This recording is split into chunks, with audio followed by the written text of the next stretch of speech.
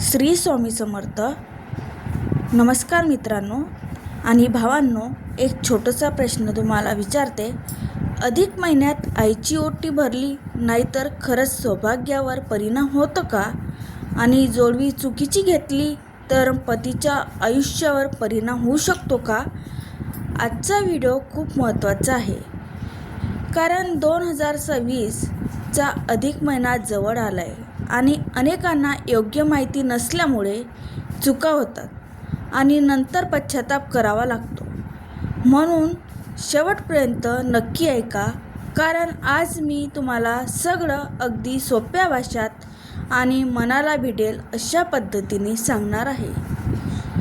श्री स्वामी समर्थ या चॅनलमध्ये तुमचं स्वागत आहे. 2026 अधिक महिना म्हणजे धोंडा महिना. कधी आहे आईची ओटी कशी भरावी आणि जोडवी बदलताना कोणती चूक अजिबात करू नये. मित्रांनो, आपण सगळेच आपल्या आयुष्यात सुख, समाधान आणि सौभाग्य मिळावं म्हणून देवाकडे प्रार्थना करत असतो. पण काही वेळा आपल्याला शास्त्रात सांगितलेले गोष्टी माहीत नसतात आणि नकळत आपण अशा चुका करतो ज्यामुळे आपल्याला पूर्ण फळ मिळत नाही. म्हणून आजचा हा व्हिडिओ तुमच्यासाठी खूप उपयोगी ठरणार आहे. सगळ्यात आधी आपण समजून घेऊया की अधिक महिना म्हणजे नक्की काय असतो. अनेकांना वाटते की हा महिना अशुभ आहे, पण खरं सांगायचं तर हा महिना खूप पवित्र आहे. हिंदू पंचांगानुसार चंद्रवर्ष आणि सूर्यवर्ष यामध्ये थोडा फरक पडतो आणि तो फरक भरून काढण्यासाठी दर काही वर्षाने एक अतिरिक्त महिना जोडला जातो. यालाच आपण अधिक महिना, मलमास किंवा पुरुषोत्तम मास असं म्हणतो.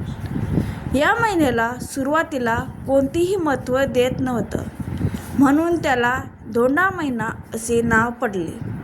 पण नंतर श्री भगवान विष्णूने स्वतः या महिन्याला आपलं नाव दिलं आणि तो पुरुषोत्तम मास म्हणून ओळखला जाऊ लागला.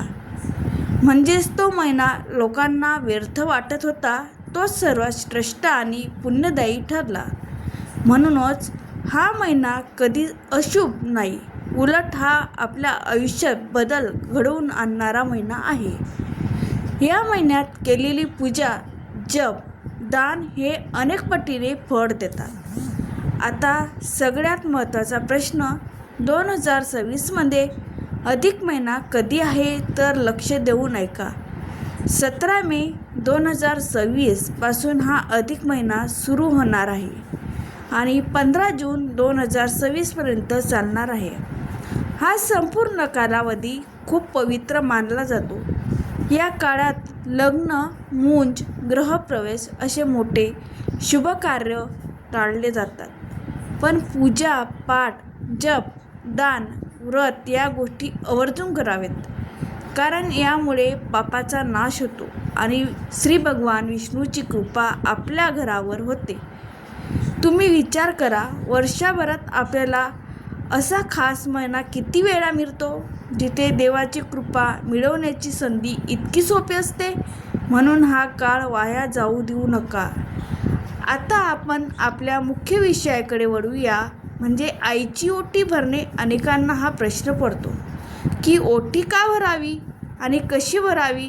तर शास्त्रानुसार मुलीने आपल्या आईची ऋण फेडण्यासाठी आणि तिच्या आशीर्वादाने आपला सौभाग्य वाढावे म्हणून अधिक महिना आईची ओटी भरावी. म्हणजे आपल्या आयुष्यातली पहिली देवता, तिच्या आशीर्वादात खूप शक्ती असते. जेव्हा आपण तिच्या ओटीत वस्तू ठेवतो तेव्हा आपण फक्त वस्तू देत नाही, तर आपल्या मनातले आणि आदर व्यक्त करतो. ओटी भरण्याची योग्य वेळ कोणती, तर शक्यतो अधिक महिन्याच्या सुरुवातीला किंवा एखाद्या शुभ दिवशी सकाळच्या वेळी किंवा संध्याकाळी सूर्यास्तापूर्वी ओटी भरावी. रात्री ओटी भरणे टाळावे. आता आपण अगदी सोप्या पद्धतीने ओटी कशी भरायची ते पाहूया. सर्वप्रथम तुम्ही आवश्यक साहित्य तयार ठेवा. नवीन साडी किंवा एखादं वस्त्र, हळद, कुंकू, तांदूळ, नारळ, सुपारी, फळे आणि गोड पदार्थ जसे लाडू किंवा अनारसे. यानंतर आईला स्वच्छ जागी पाटावर बसावे. तिच्या कपाळावर हळद कुंकू लावा. तिच्या साडीच्या पदरात किंवा ओटीत नारळ, सुपारी, तांदूळ आणि इतर वस्तू ठेवा आणि मनापासून प्रार्थना करा. त्यावेळी तुम्ही असा संकल्प करा की आई तुमच्या आशीर्वादाने माझं आयुष्य सुखी, समृद्ध आणि सौभाग्याने भरलेले राहो. यानंतर आईचे चरण स्पर्श करून तिचे आशीर्वाद द्या आणि प्रसाद वाटा. आता इथे एक महत्त्वाची गोष्ट लक्षात ठेवा. ओटी भरताना काळ्या रंगाची वस्तू अजिबात वापरू नका. तसेच राग मनात ठेवून ओटी भरू नका, कारण या गोष्टीचा परिणाम आपल्या पुण्यावर होतो. एक छोटीशी गोष्ट सांगते. एका स्त्रीने खूप श्रद्धाने तिच्या आईची ओटी भरली आणि काही दिवसातच तिच्या घरातली अडचणी कमी होऊ लागल्या. हे सगळं तिच्या श्रद्धेमुळे आणि आईच्या आशीर्वादामुळे झालं. म्हणूनच ओटी भरणे हा फक्त एक विधी नाही, तर तो आपल्या नात्याचा सन्मान आहे. आता पुढचा महत्त्वाचा विषय, जोडवी बदलणे. अनेक महिलांना याबद्दल योग्य माहिती नसते, पण अधिक महिन्यात जोडवी बदलणे खूप शुभ मानले जाते. जोडवी म्हणजे विवाहित स्त्रीच्या सौभाग्याचे प्रतीक आहे. यामुळे ती योग्य पद्धतीने आणि योग्य धातूमध्ये असणे खूप गरजेचं आहे. अधिक महिन्यात शक्यतो चांदीची नवीन जोडवी घ्यावी. चांदी ही शुद्ध आणि सात्विक धातू मानली जाते आणि ती आपल्या शरीराला आणि मनाला सकारात्मक ऊर्जा देते. पण इथेच अनेक जणी एक मोठी चूक करतात. काही जणी सोन्याची जोडवी घेतात किंवा जुनी तुटलेली जोडवी वापरतात. हे पूर्णपणे चुकीचं आहे. शास्त्रानुसार पायात सोने घालणे योग्य मानले जात नाही. यामुळे जोडवी नेहमी चांदीचीच असावी. तसेच तुटलेली किंवा खराब झालेली जोडवी कधीच वापरू नका, कारण त्याचा परिणाम आपल्या सौभाग्यावर होऊ शकतो. जोडवी बदलताना आधी देवाची पूजा करा आणि नंतर नवीन जोडवी घाला. मनात श्री भगवान विष्णूचे नामस्मरण करा आणि आपल्या पतीचे दीर्घायुष्यासाठी प्रार्थना करा. या छोट्या छोट्या गोष्टी आपल्या आयुष्यात खूप मोठा फरक घडवतात. त्यामुळे या गोष्टीकडे दुर्लक्ष करू नका. आता मी तुम्हाला एक खास गोष्ट सांगणार आहे जी अनेकांना माहिती नसते. अधिक महिन्यात जर तुम्ही रोज थोडा वेळ काढून श्री भगवान विष्णूचा जप केला किंवा विष्णू सहस्रनाम वाचले, तर तुमच्या आयुष्यातले अडथळे हळूहळू दूर होऊ लागतात. तुमच्याकडे वेळ नसेल तरी फक्त ओम नमो भगवते वासुदेवाय हा मंत्र मनात म्हणत राहा. यामुळे मन शांत होते आणि घरात सकारात्मक ऊर्जा निर्माण होते. तसेच या महिन्यात शक्य असेल तर तितके दान करा. गरजू लोकांना अन्न द्या, कपडे द्या, कारण दान केल्याने आपले पाप कमी होतात आणि पुण्य वाढतो. तुम्हाला कधी असं वाटलंय का की आपण खूप प्रयत्न करतोय पण तरीही यश मिळत नाही? कधी कधी यामागे आपल्या नकळत झालेल्या चुका असतात आणि अशा वेळेस अशा पवित्र महिन्यात केलेली साधी सेवा देखील आपल्या आयुष्यातला योग्य दिशा देते. म्हणूनच हा अधिक महिना तुमच्यासाठी एक नवीन सुरुवात ठरू शकतो. आता शेवटी मी तुम्हाला एक छोटासा उपाय सांगते. अधिक महिन्यात प्रत्येक गुरुवारी सकाळी श्री भगवान विष्णूंना तुळशीपत्र अर्पण करा आणि एक दिवा लावा. हा उपाय मनापासून केलात तर तुमच्या घरात सुख, शांती आणि समृद्धी नक्की येईल. आज आपण खूप महत्त्वाच्या गोष्टी पाहिल्या. 2026 या अधिक महिन्यात कधी आहे, आईची ओटी कशी भरावी आणि जोडवी बदलताना कोणती चूक टाळावी. आणि आता शेवटी तुम्हाला एक अतिशय खास अनुभवाने सिद्ध झालेला भाग सांगते, जो अनेक जणी दुर्लक्ष करतात, पण याचा सर्वात जास्त फायदा होतो.